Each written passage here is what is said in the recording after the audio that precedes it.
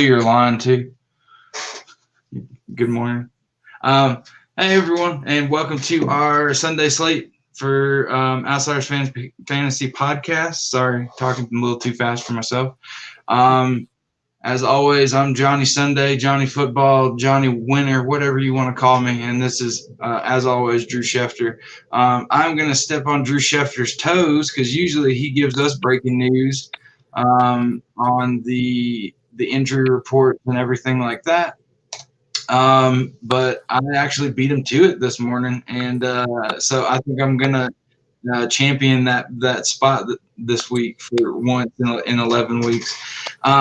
Breaking news: DeAndre Swift for the Detroit Lions. He was doing great in practice all week. They just took him out of the starting lineup for concussion protocol this morning.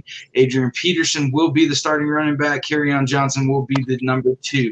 As far as the rotation, they did not break down how they would split the snap count, but they did say that Peterson would be the RB1 and Kerryon Johnson would be his backup. So if you have any of those guys available and you're needing a running back due to all the ones that are on injured reserves, Joe Mixon's out. He's probably done for the season with his foot injury because they can't figure out what it is. He's at least done for 3 weeks, and you can't get Gio. Miles Gaskins is out. All those people that are starting to build up, the Christian McCaffreys, all these people. If you need a running back or a flex really bad this week, right now, I would pick up AP or Kerryon Johnson if you have them available, especially in deep leagues where there's not a lot of running backs left.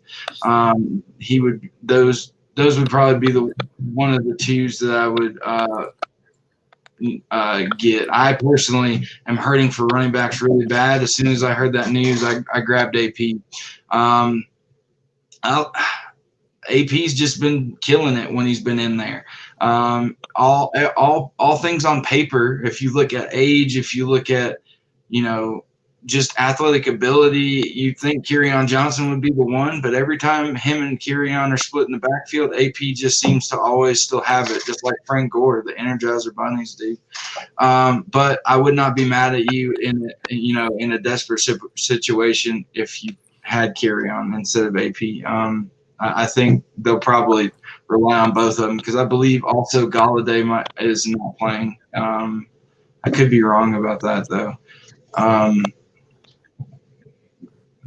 I might be reading that wrong or making that up, actually. Hold on. Just give me 1 second. I can confirm he is out. Yeah, that's right.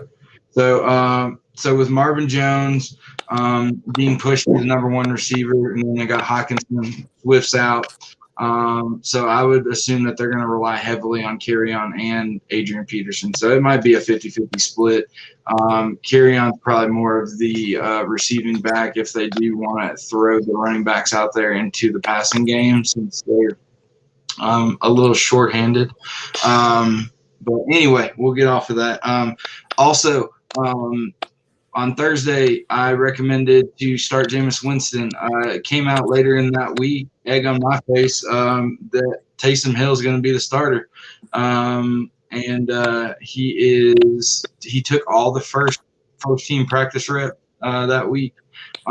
There are some leagues, unfortunately, in our league in Yahoo, he is not double listed as a position, but there are some leagues like ESPN and stuff like that he is listed as a tight end and a quarterback. I personally, unless you have like one of the top 5 tight ends in the NFL, tight ends have been really weak this season, regardless, unless you're a Travis Kelce or something like that. So if you're in an ESPN league, I would definitely put Taysom Hill in as your tight end because he'll get you those quarterback points. He'll get you maybe tight end points. He's definitely going to get you some rushing points. And like we said, he also returns kicks sometimes. Like he does everything. And that's the perfect spot for a position that's usually been weak this year. To get someone in there that's so multifaceted, this is like one of the rare opportunities that you'll have to get a player like Cordero Patterson's listed as wide receiver and running back, and sometimes he returns kicks as well. It's one of those rare gems where you can truly play chess with them and get your starting lineup and figure out where these guys would fit, because they bring so many options as far as getting points to your table versus a standard position would. So if you have any of those guys, they're really good finds to pick up, especially if you're struggling with bye weeks and injuries and stuff like that. So because that keeps your flex option open, because you can still put these types of guys in a position, and it makes it kind of like a flex in its own way. And then you leaves your flex open for people that are just truly in that flex restriction. So, like you so said, yeah. like you said, by adding him at the tight end position, if you're in a league that allows you to do that, the tight end's been pretty weak. Like, unless you just got Kelsey or one of the big names, you're only getting maybe 7 to 10 points most of the time out of a tight end. Yeah. If you put him in at tight end, he's getting, like you said, he's getting the quarterback points, rushing, and if Winston comes in, they're probably going to throw to him as well. It's almost adding like extra 2 spots on your roster for the week. Yeah, exactly. And like we've always said, targets, or just carries, or just play, just touches in general. The more touches, the better the points. What's up, Dylan? Hey, Alex, how's it going? Thanks for tuning in. Cool. What's up, man? So yeah, those extra guys with those slash nicknames, running back / tight end / wide receiver / quarterback. Those guys are very fantastic to have on your team, especially late in the season when things happen and you're struggling to find talent like I am.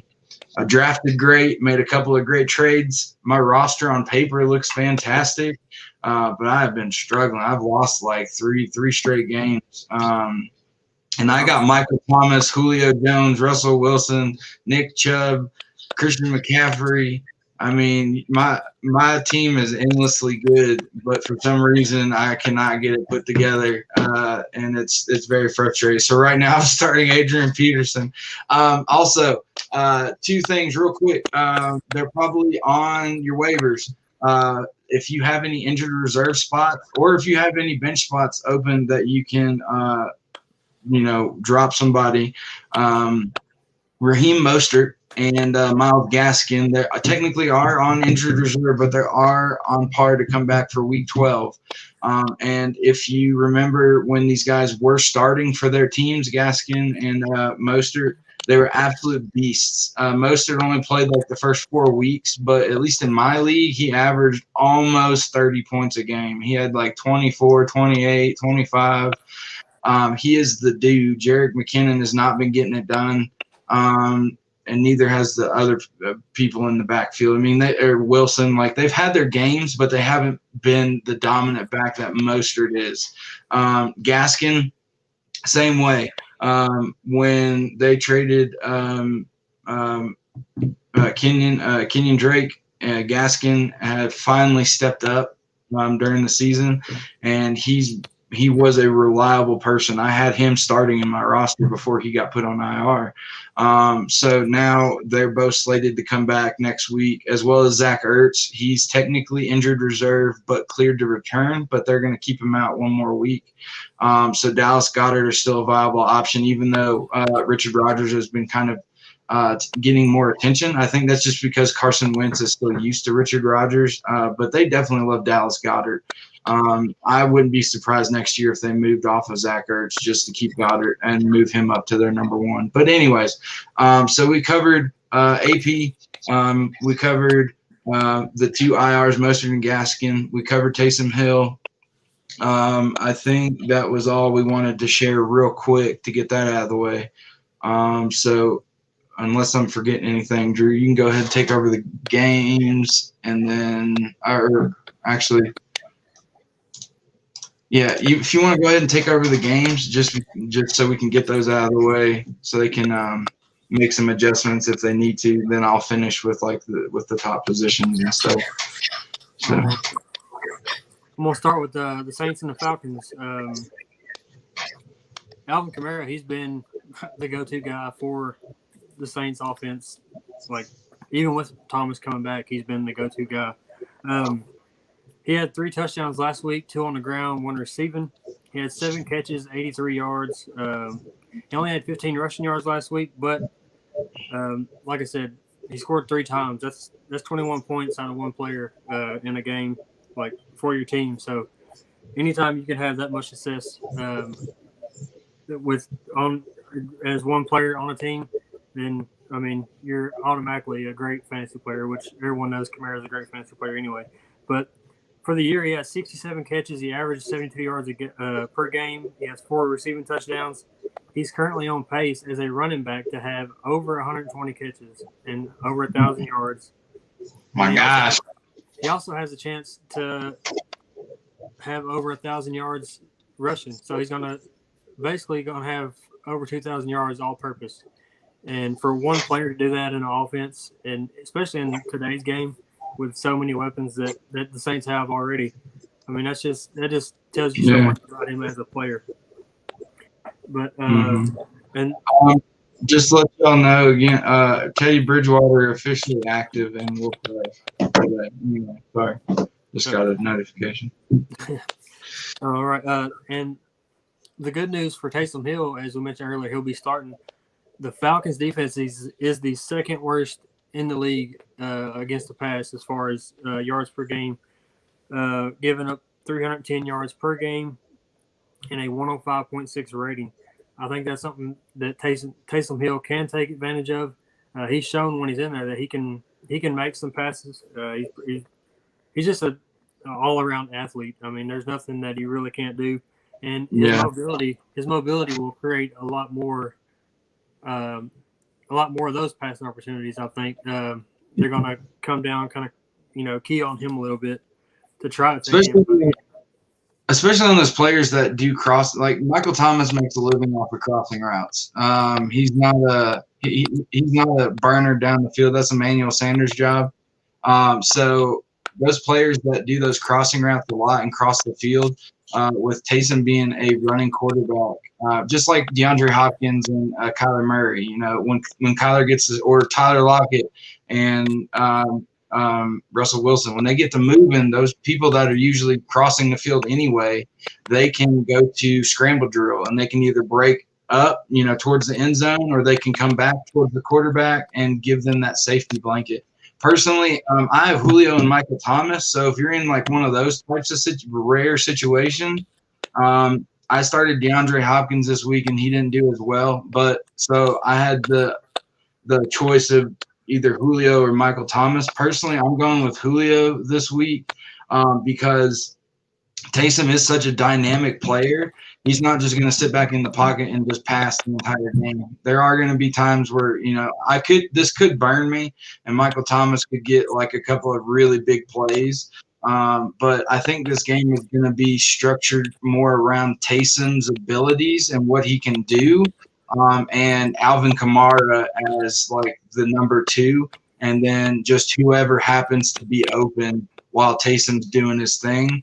And I can't always guarantee that that'll be Michael Thomas, but I can guarantee that Julio is going to get his looks regardless of what's happening. So that's something to think about as well. So. Yeah, and as you said, his mobility when he gets to moving, it's hard enough for a defense to cover say when Drew Brees or a pocket QB is in there and they have plenty of time, it's hard enough to hold coverage for that amount of time anyways. And when you roll out and create another 4 to 5, 10 seconds, like somebody's going to eventually get open. And if not, then he's going to be able to take off. So that's that dynamic that Taysom Hill can give you as a quarterback. And if you're lucky enough to be in an ESPN league or a league that lets you start him at a tight end or something, like we said, it's almost adding 2 extra spots on your roster. That's like a basically. On the other hand, the Falcons' passing offense is second in the league with 290 yards a game, and they average 27 points per game.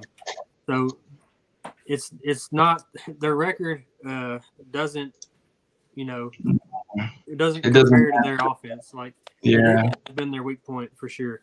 If they can get any type of defense going, they would be a dangerous team.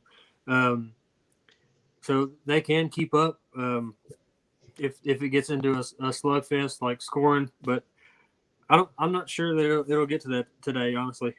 With Taysom Hill being in there, I think they'll try to control it a little more, control the clock a little more, just to try to keep the Falcons' offense off the field. But Matt Ryan has 15 touchdowns, 5 interceptions, and a 99 passer rating for the year.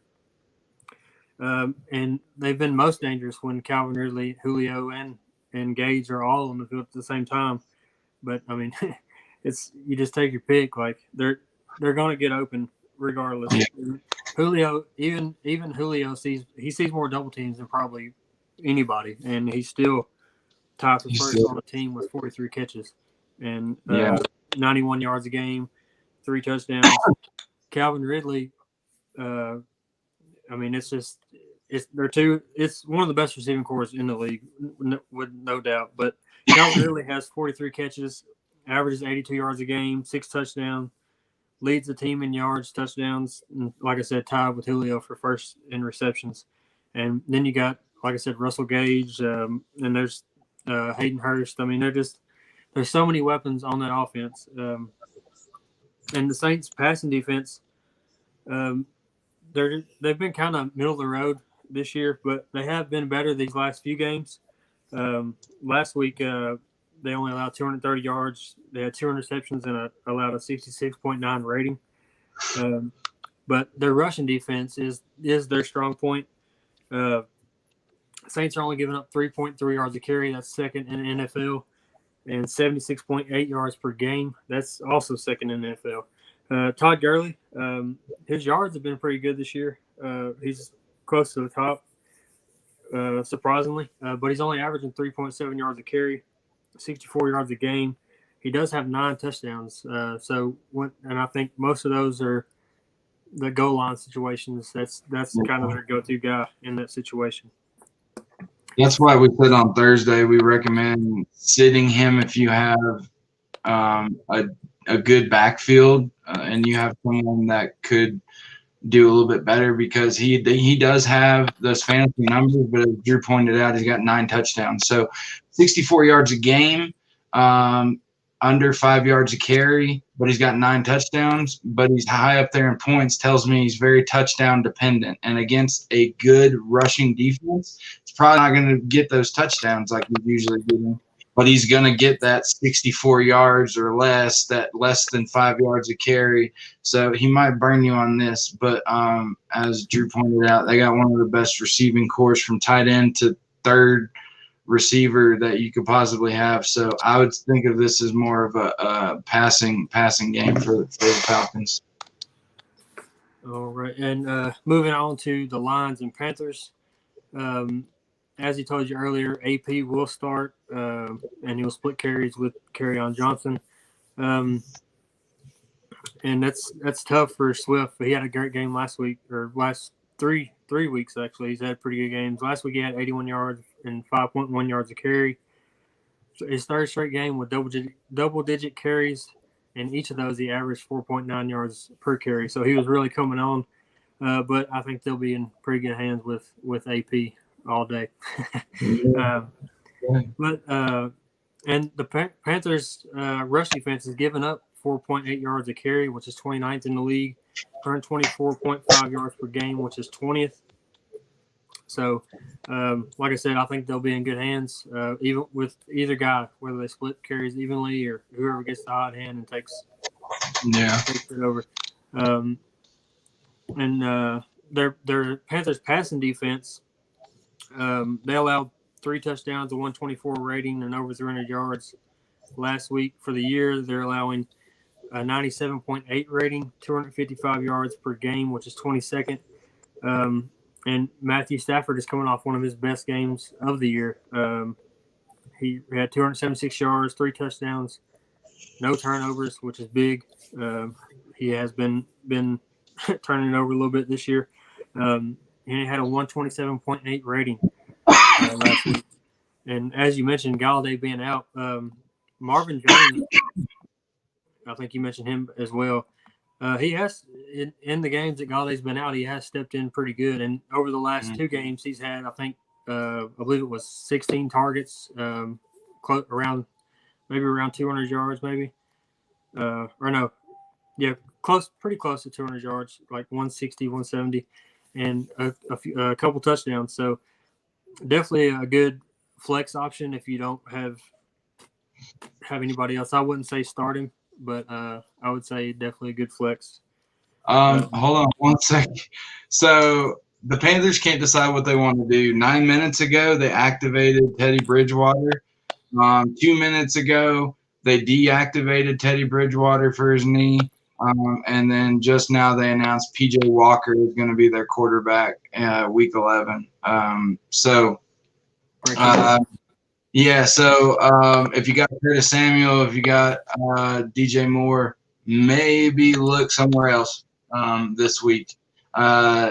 And if you have Mike Davis or whatever, they're probably going to be running and moving through Mike Davis a whole lot.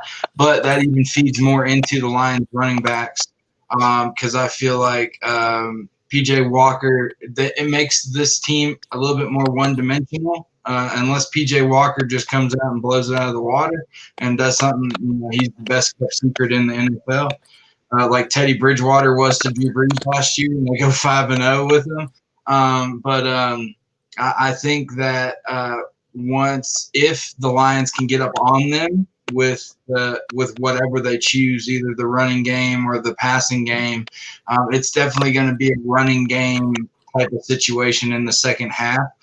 So I would load up stock in the Lions running backfield, either one of the two, because I feel like late in the game is when they're really going to get their points, because AP is one of those types of power backs that the longer the game goes on, the stronger he gets, because he's got a really high motor and is really strong in his lower body. So he's going to keep fighting, and he's going to make that defense really tired. So anyway, sorry, I didn't mean to interrupt. I just got that. So, and to play off of that, like you said, he's one of those running backs that'll wear you down, and he's still going to be fresh because of Kerryon Johnson. So, yeah, like exactly.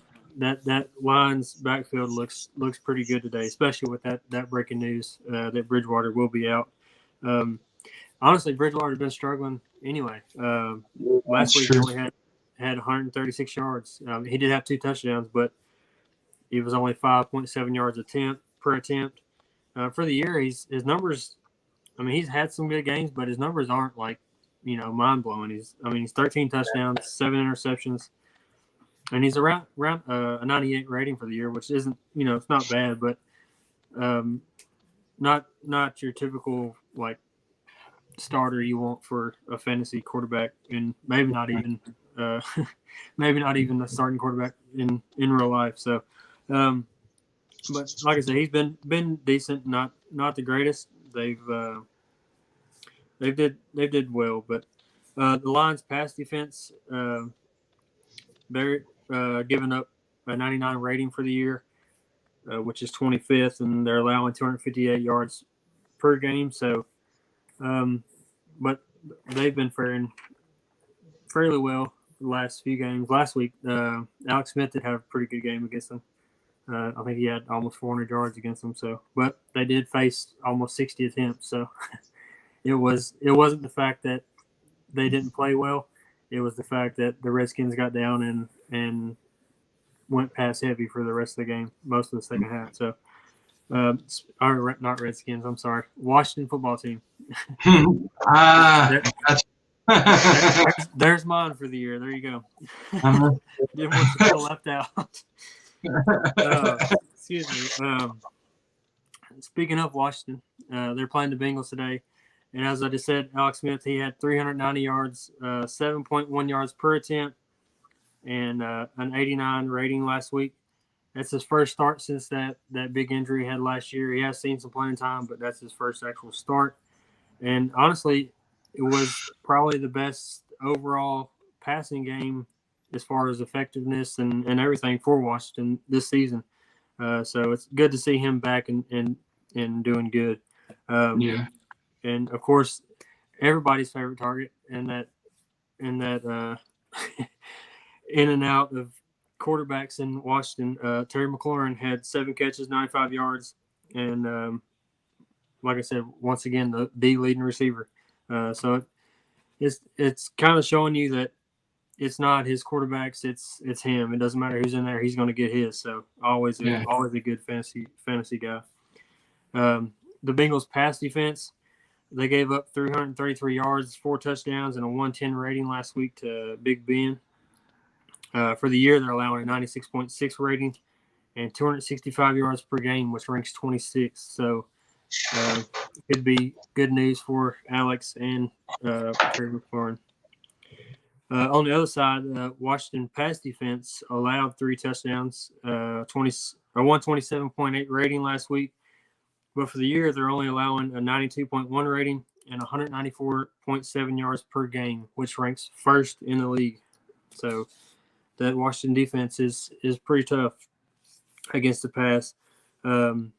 Last week, Joe Burrow, he kind of struggled against the Steelers defense, but I mean, the Steelers defense is that's a whole nother monster. He did have 213 yards, a touchdown. His rating was a 76. The Bengals, and he was sacked a few times in that game. The Bengals for the year have allowed 32 sacks, which ranks 31st. So they're the second worst team as far as allowing sacks in the league, and not very good news for Burrow with Washington having a great pass rush. They have 28 sacks on the year, which ranks 5th, a 25.7 pressure percentage, which is 9th in the league. So, not very good news for Burrow, and especially with Mixon being out. So we'll see how that plays out in that one. Moving on to the Jets and the Chargers. Justin Herbert, he had 187 yards last week, 2 touchdowns, an interception, 86.3 rating. For the year, he has 19 touchdowns, 6 interceptions, and a 102.8 rating. So he's still right there in that Rookie of the Year race for sure.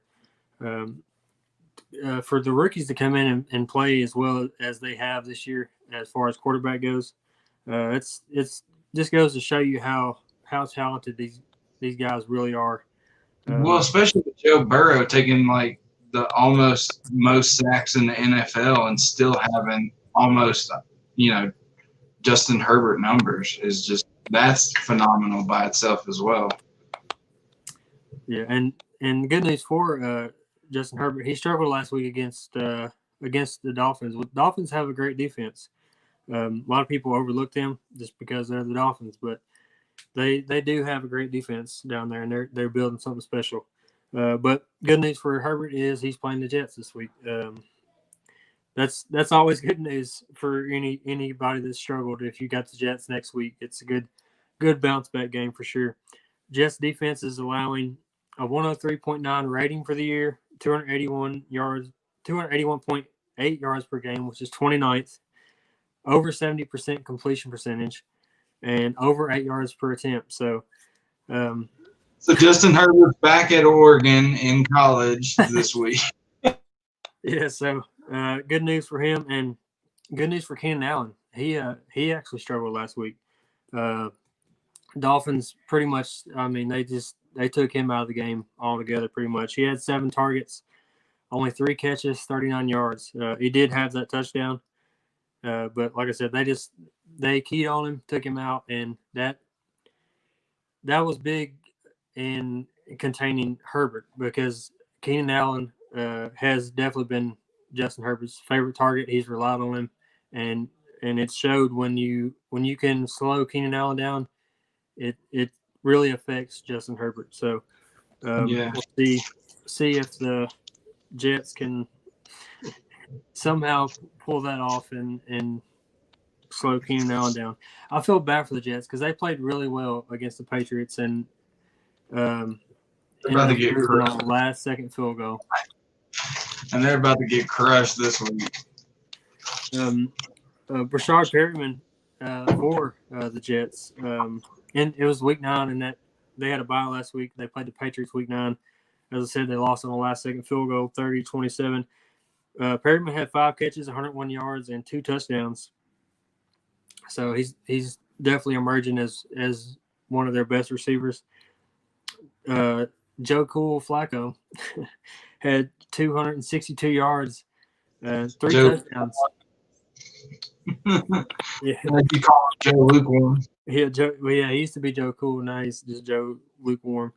He had 262 yards, 3 touchdowns, a 128.7 rating last week, or against the Patriots in Week 9. Sorry, by far the best game for the Jets through the air or on the ground in any any game at all. That was their best game for sure against the Patriots.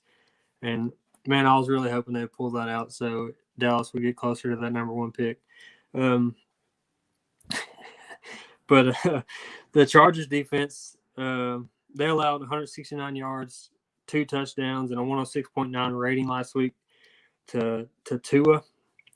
For the year, they're allowing 6.8 yards per attempt, which is 4th in the league, and 63.2 completion percentage, which is 9th. So they have a pretty tough defense against the pass. So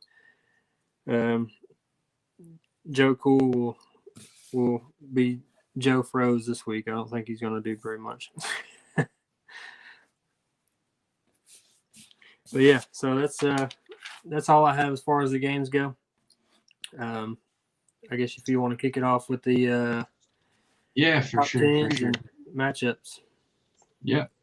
So we're gonna go with top 10 as far as points ranking.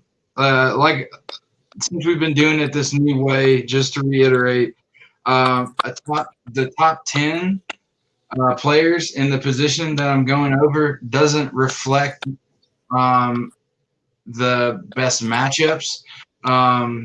It just means that these are the studs this week as far as they should be getting the most points. Sometimes that doesn't always match up with the best matchups. It's just the reason that some guys could be ranked higher in the top 10s but lower in the matchup percentage is just because they're bigger name receivers that get targeted a lot more, even though like a Mecole Hardman or somebody like that, he might he's towards the top of the matchups this week. But as far as in the top 10, I don't have him points-wise ranked in the top 10. He just has a good matchup. Whether or not Patrick Mahomes throws to him is yet to be seen, but he's also got Tyreek Hill and Travis Kelce to throw to. So that's if you don't see them match up perfectly, going over both of those, that's why. So we'll get started on that. We're gonna go top 10 as far as ranking wise, not matchup wise. So we'll do that next. So top 10 ranking wise, I've got Devontae Adams at number 1. Tyreek Hill, since we'll leave off Thursday night since it's already happened. So Devontae Adams at number 1, Tyreek Hill at number 2, Keenan Allen, as Drew said, at number 3. For a while, he did lead the entire AFC in receptions and yards. I'm sure that's changed a little bit since then, but he's up there in receptions. Julio Jones, I got at number 4. Adam Thielen, number 5. Terry McLaurin, which Drew mentioned, again at 6. Calvin Ridley coming in at 7. So that Falcons receiving core, there's already 2 in the top 10. What was that, 6? Yeah, 1, 2, 3, 4, 5, 6, 7. Okay. Then I got Michael Thomas at number 8. So that Falcons Saints game wide receiver wise, he got 3 targets right there in the top 10. And then to round it out at the bottom, AJ Brown and Justin Jefferson. Justin Jefferson, big play guy. Adam Thielen, also within the top 10. He's more of the targets, the PPR anchor of that team. AJ Brown, he's really quick. He's really explosive. So that's why he made it into the top 10, even though Marlon Humphreys is probably going to shadow him, and Marlon Humphreys is one of the best cornerbacks in the NFL. AJ Brown is really special, and a lot of players on the Titans teams go overlooked, and they feel like they're overrated. But A.J. Brown really is a special player. He reminds me a lot of Antonio Brown, except he's not as crazy yet. It just that remains to be seen later on in his career. But he's really quick off the line. He's deceptively physical if they do try to jam him. But he also doesn't really need that. If they give him like maybe a yard space, he can cut on a dime and get underneath somebody or over the top of somebody if they're just flat-footed. And he's really good at reading the zone. So yeah, I think it just goes to show you AJ Brown and DK Metcalf both probably they're top receivers right now in the league, and they both played together in college.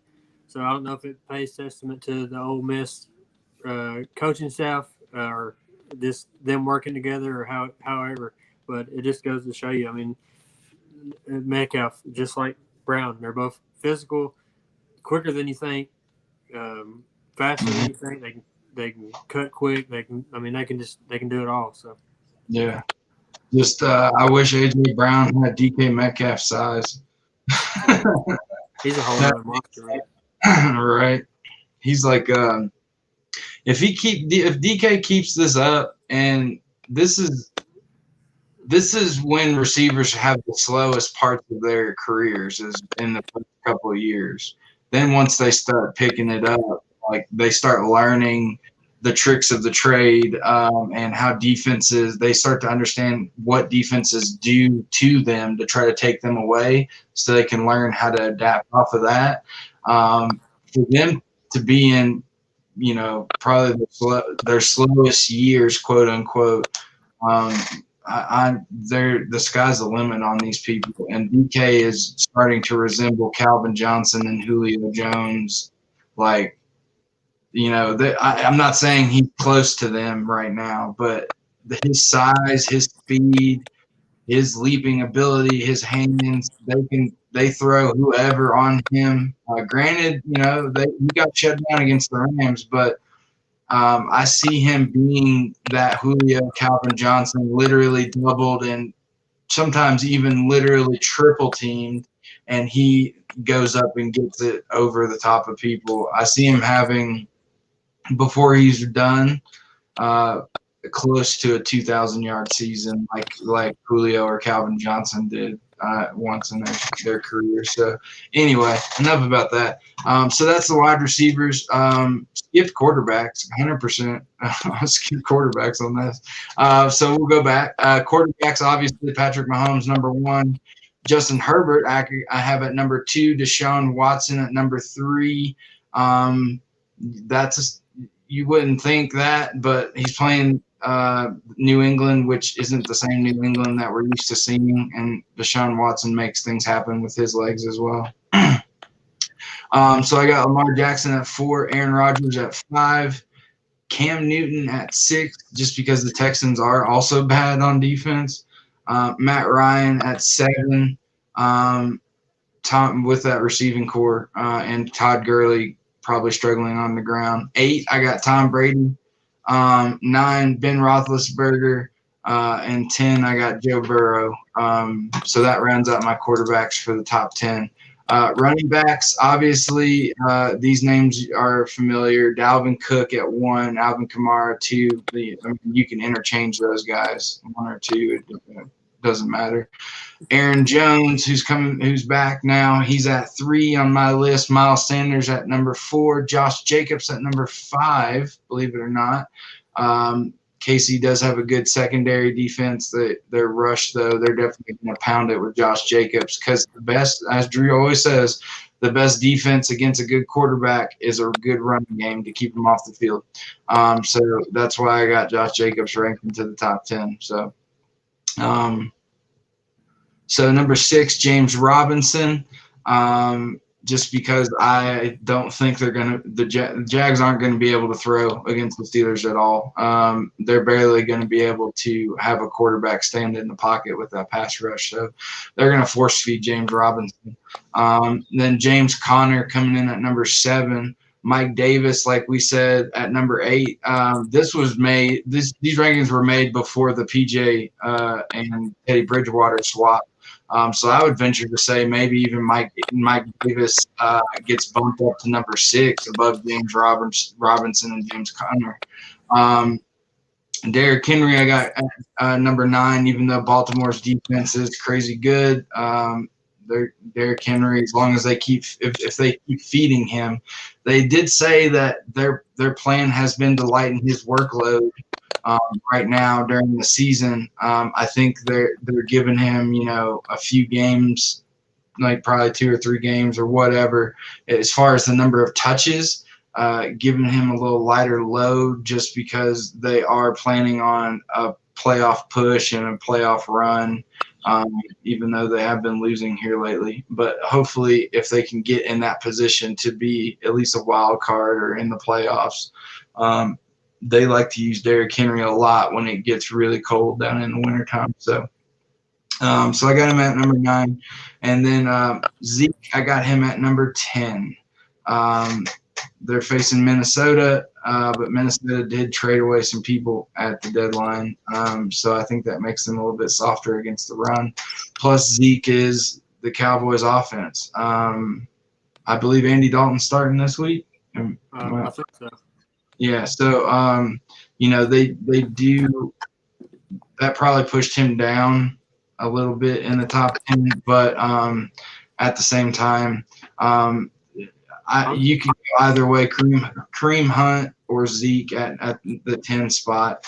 But still, regardless, he's the Cowboys' offense right now until Andy Dalton can prove he can get some chemistry with Amari Cooper and CeeDee Lamb and all them. So honestly, I would have went with the guy they went with against the Steelers. His name escapes me, but I mean that was the best game they've had since Prescott went down, and had every chance to win that game. Should have won that game. Yeah, they should have. And I mean, the Steelers, even though they're undefeated and their defense is so scary, and you hear all these nightmare stories about them. Believe it or not, it's crazy to see that these teams that they've been quote unquote dominating, they win by a very small margin.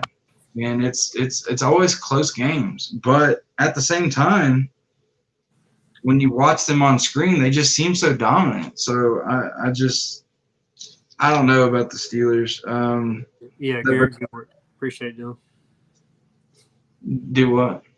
Dylan confirmed the name. Garrett Gilbert. Garrett Gilbert.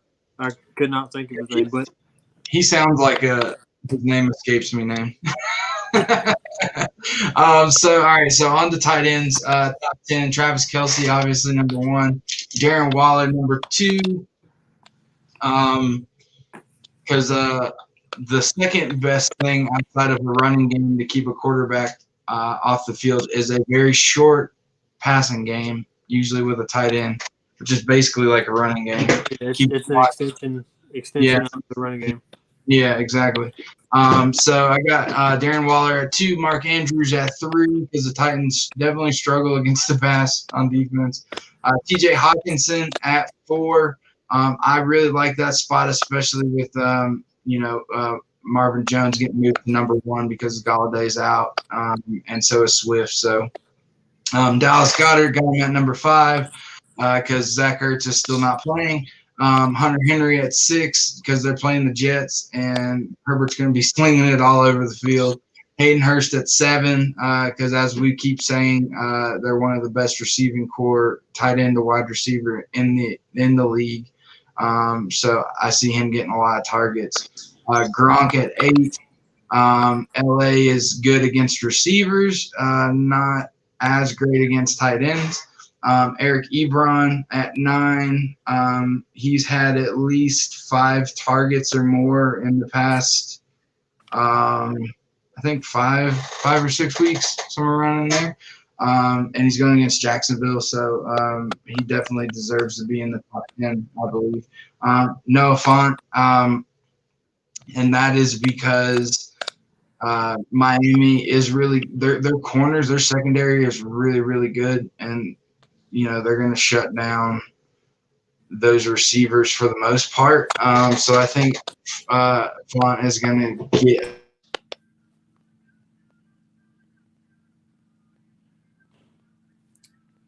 I believe we lost John here for a minute.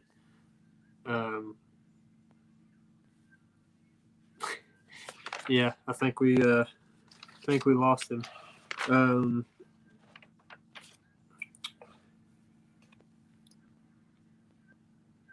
All right, yeah, I'll move on and take over the top 5 receiver cornerback matchups for the week.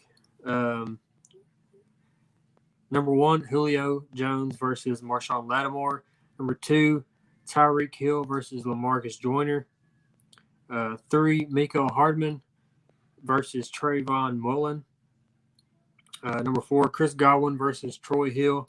As John said, the Rams are very good against receivers and not so good against the tight ends, but the Buccaneers have so many weapons at receiver.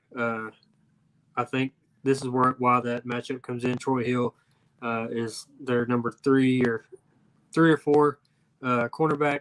So Godwin will have a pretty decent matchup against him. That's why he's in the top 5. And Keenan Allen, another guy we talked about earlier, they're playing the Jets, and he's going up against Corey Ballantyne. So I look for him to rebound from that game last week against the Dolphins. Moving on to the top 5 tight end matchups. Number 1, Rob Gronkowski versus Kenny Young. Like we said, the LA Rams are really good against receivers, not so great against tight ends. So that's why Gronkowski is the number 1 tight end matchup. 2, Mo Alley Cox versus Christian Kirksey. So yeah, that is a good matchup for him against the Packers. Number 3, Travis Kelce versus Nick Kwiatkowski. It's a pretty long name and hard to pronounce. Yeah, Travis Kelce is always a good matchup, no matter who he's facing. Number 4, in that same game, Darren Waller versus Anthony Hitchens. Darren Waller has been really good tight end for most of the season. One of Carr's favorite targets for sure. Number 5, Robert Tonyan in that Packers and Colts game. Robert Tonyan versus Bobby Okereke. Robert Tonyan, he's had some great games, and Aaron Rodgers does love throwing to his tight ends, and he has a top 5 matchup this week. So yeah, that pretty much wraps it up for this week. I want to thank everybody for tuning in. If you haven't seen on our page tonight when we do our wrestling show, that will be our 50th episode as a podcast. So appreciate everybody tuning in and making this show what it is. We're nothing without you guys, and we would really appreciate if you come tune in tonight for our 50th episode, and also stick around and watch Survivor Series with us. We're going to be on throughout the whole show, and we will. Hey, I'm back. I'm so sorry. I don't know. It just died. Okay, so let me finish real quick. Okay, so we got the. I took over and you finished it. I did the tight end matchups and the receiver matchups. I did do that. I was just explaining them to about tonight, and was thanking everybody for 50 episodes. Told them we're nothing without them. They make this show what it is, and as long as you guys keep coming back, we'll keep coming back. And so yeah, if you would just everybody tune in tonight, come join us for Survivor Series. We're going to stick around through the whole show, give live reactions, kind of commentate. Like we posted, we can't show any live footage of the Survivor Series, but we will give our live reactions, and it just a chance for you guys to get to know us a little better. We'll do a Q&A. We'll have we'll have people. Like we said, we can have up to 10 people on this with us, or 10 people in this broadcast with us. So we'll have seven spots left open for fans to get on and watch with us. Yeah, and we'll rotate you guys in and out if there's a lot of people that do want to come on and share screen with us. It kicks off at 6 o'clock Central, I believe. But we're gonna start like around 5:30 ish, because they will be doing the pregame. So we're gonna do like or not the pregame, but the pre-show. So they'll have some matches. We'll have it playing, at least in our background, just so we can see what's going on. But really, that's going to be when we're going to be talking about Raw and SmackDown and what's led up to the Survivor Series, especially the Roman Reigns Drew McIntyre match, which I am super pumped for. I think it's going to be match of the night if the Street Profits and New Day don't steal it. Well, I think we lost him again. But yeah, like you said, just tune in, guys, because it'll definitely be fun. It's a different experience, and I think he might be back for a second.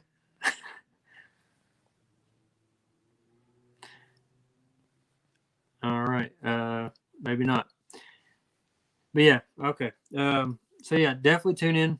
It'll be fun. Come join us, interact with us, give your opinions. As always, we'll be talking to you guys in the comments.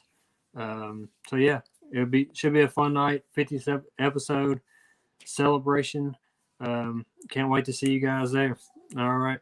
Yeah, everybody have a good day, and we'll see you later on for the wrestling show. And as always, come with us if you want to win. Thank you, guys.